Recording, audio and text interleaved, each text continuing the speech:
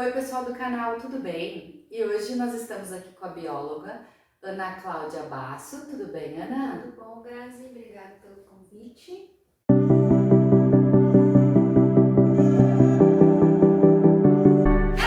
E para falar sobre pets, mas não esses pets convencionais, pets não convencionais. Então, Ana, para a gente conseguir explicar aí para o pessoal, o que seria pets não convencionais?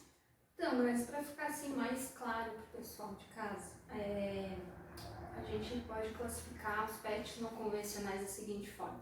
A gente vai classificar como animais domésticos, que são os que a gente conhece, né? Cães, gatos. Temos outros animais também que até o IBAMA considera como animais domésticos. Coelho, hamster, ganso, pato, etc. Até alguns que a gente tem em casa, às vezes, calopsita, esses outros animais mais comuns, também são considerados domésticos. Inclusive os pombos da praça, que o pessoal confunde muito, né? Acho que são animais silvestres, eles já são considerados animais domésticos. E então a gente também tem os animais silvestres, que aí nós temos os nacionais, que como o nome já diz, são animais que existem aqui no território nacional. Não necessariamente que ele tem todo o seu ciclo de vida aqui no território. Podem também ter aves migratórias que vêm para cá, também são considerados animais silvestres do nosso território. E os animais silvestres exóticos, que aí são aqueles animais que não ocorrem aqui no Brasil, que também às vezes são comercializados como pets não convencionais. Daí a gente vai entrar na parte de papagaios, cágados, que a gente chama popularmente como tartaruga, araras, macacos, enfim, uma infinidade de animais que a gente pode ter. Como que faz para ter esses pets não convencionais? Então, é sempre importante frisar que a gente tem que adquirir esses animais sempre de algum local que venda autorizado pelo IBAMA. A gente encontra em pet shops, né? Normalmente os pet shops sérios, né? Eles vão ter autorização do IBAMA para vender os animais.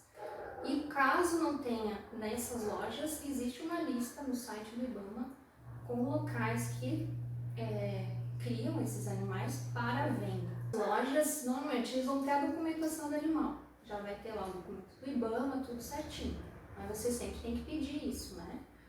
Para não correr nenhum problema. E lembrando, Grazi, também que retirar animal da natureza é crime ambiental. Você não pode ir num laguinho ali perto de casa, retirar um cágado e levar para casa para criar. Isso aí é considerado como tráfico. Então, pessoal, é importante vocês terem tudo bem legalizado. E por que tu vê essa demanda das pessoas, por exemplo, quererem pets não convencionais? Tem alguns fatores, né, que a gente pode considerar.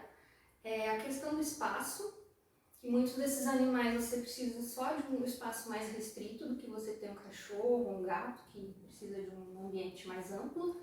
A questão da praticidade de alimentação, de cuidados veterinários, que às vezes é muito mais prático.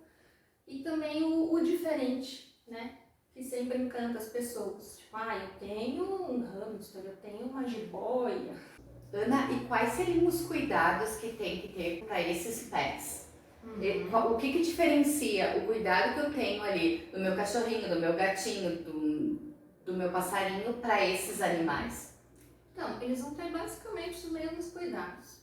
É sempre importante você ter um veterinário especializado em animais não convencionais para fazer sempre, né, o acompanhamento, porque eles também podem ficar doentes, eles também podem ter alguma deficiência na alimentação, por isso que é importante ter um acompanhamento, que, por exemplo, as tartarugas, que a gente chama, eles precisam de suplementação por causa do casco, se falta cálcio, por exemplo, ele já fica com problema no casco, então tem que ter esse acompanhamento. Mas claro, ele não vai ter que ir com tanta frequência quanto um animal convencional. Quando a gente fala das tartarugas, até é bem interessante isso. É que o pessoal diz, eu comprei uma tartaruguinha pequenininha e ela virou gigante. É bem comum. Sim. Então, antes de eu falar disso, quero falar da diferença, cágado, jabuti e tartaruga. A gente comumente fala tartaruga no popular, Hoje em dia o meio científico até aceita, né, esse termo, mas a diferença é bem fácil. Tartaruga, ela é essencialmente aquática. Você não vai ver uma tartaruga passando aqui por algum lago, alguma coisa. Elas têm barbatanas, então ela é totalmente inteira, né, o membro. Os cágados, eles são semiaquáticos, então eles vivem tanto na água quanto na terra, e tem parte de suas atividades ele pode fazer na terra ou na água, normalmente ele se alimenta na água. E os jabutis são totalmente terrestres, eles até têm aquelas patinhas que lembram um pouco o elefante, então são animais bem mais lentos, porque eles têm o casco mais pesado, mais amplo assim. Então o que a gente tem em casa são cágados, não tartarugas. E nem jabutis. Jabutis, algumas pessoas têm, mas aí eles ficam no terreno externo, a água mesmo só que eles bebem. Eles não entram na água para fazer nenhum. O mais comum é o tigre d'água, né? Que é o que é vendido nos pet shops. E às vezes tem pessoas que ilegalmente têm o que a gente chama de cágado de orelha vermelha, porque ele tem umas faixas vermelhas que a gente chama de californiano. É uma espécie exótica, que inclusive traz alguns prejuízos aqui para a nossa fauna, que são animais que as pessoas trazem ilegalmente, aí depois soltam, porque cresce, porque não quer mais, e ele acaba competindo com os cágados nativos. Então tem que ter essa consciência também quando pega um animal exótico. E o que eles comem? No caso dos cágados, ou tartarugas, ou jabutis, né? Bom, eles têm, a gente pode comprar em pet shops a ração, e também pode complementar com carne, porque eles são animais onívoros, frutas, legumes, isso o veterinário pode te aconselhar, acompanhar, por conta dessa questão que eu te falei da deficiência, né? Tem que cuidar bastante porque eles têm outras necessidades. E além dos cágados e tartarugas, a gente tem também questão de cobras. Como é que funciona a questão das cobras? Então, elas seguem mais ou menos o mesmo padrão dos cágados, por serem animais de sangue frio. Elas também têm que ter um espaço adequado, normalmente terrários grandes, né, para elas poderem se locomover. E tem a questão da alimentação, que as pessoas muitas vezes não pensam, mas são animais que comem pequenos roedores. E quando você adquire uma cobra, você já tem que pensar no fornecedor de presas, né? São animais já abatidos, né, que são ofertados para o animal, porque não tem ração para cobra, elas são carnívoras, né? Então tem que pensar em toda essa questão quando você pensa em adquirir uma cobra. E são animais, tanto quanto os cágados, os lagartos, iguanas, enfim, que não regulam a temperatura corporal, eles precisam de locais com aquecimento, né, para manter uma temperatura constante, porque eles não conseguem manter a temperatura como a gente. Eles são ditos animais ectotérmicos, ou seja, eles não regulam, eles são sangue frio, que a gente chama, né? Então é importante ter esse cuidado de ter um terrário direitinho, com a parte seca, com água e com a iluminação, né? Para aquecer esse animal. Senão ele vai baixar muito o metabolismo. Tem até gente que pensa que o animal está morto, mas não, ele só está com o metabolismo baixo. Pensar um animal frio, né? Vamos deixar ele no aquário e é isso. Tem a questão da energia solar também, que é bem importante. São animais que precisam do sol para aquecer e também por causa da vitamina D, assim como a gente. E hoje tu vê essa questão muito forte no abandono desses animais?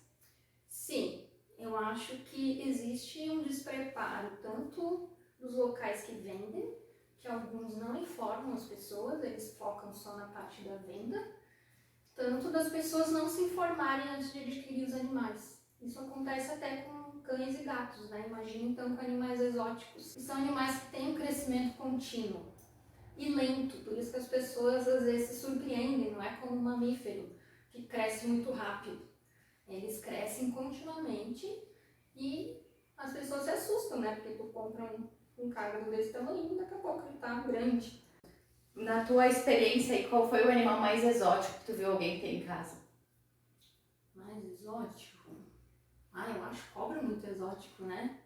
Quase nada, né? Nós estamos falando de cobra como se fosse um cachorrinho. É, porque tem gente que tem pavor, né? A maioria das pessoas tem pavor. Mas as cobras que são autorizadas pelo IBAMA são as não peçonhentas, óbvio, né? Normalmente jiboias, mas elas são animais muito fortes também, né? Tem que ter um cuidado. Mas aqui no Brasil não tem tanta coisa diferente, mais no exterior, né? Que até as autorizações, enfim, legislações são um pouco mais brandas, né? Aqui, como a gente tem essa problemática do tráfico, né? A gente tenta dar uma segurada nessa questão, mas nunca vi algo de muito bizarro. Tem gente que tem aranha, essas coisas, mas... É que a aranha também entra na classificação dos exóticos. Sim, entra. Menos a tarântula, né? Que é um animal aqui da nossa região. Mas dificilmente as pessoas têm outras espécies, né? Normalmente são as tarântulas que atraem mais atenção. São grandes, enfim. E não são tão difíceis de cuidar. E como bióloga, Ana, tu vê isso, essa questão, essa aderência das pessoas terem animais exóticos para a natureza, para a fauna, o que tu poderia dizer sobre isso? Eu vou te dar minha opinião pessoal. Eu acho que tem que ter muito cuidado, tem que ter muita responsabilidade. Às vezes as pessoas não têm essa consciência quando adquirem um animal, principalmente de fauna exótica, porque assim, muitas pessoas compram, trazem esses animais e não têm a consciência de que muitos deles têm uma sobrevida de 30, 40 anos.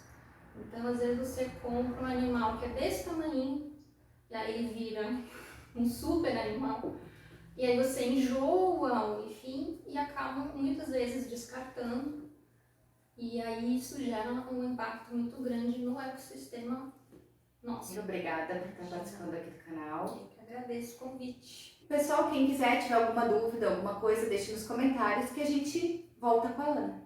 Isso aí. Obrigada, gente. Tchau, tchau. Tchau, tchau, pessoal.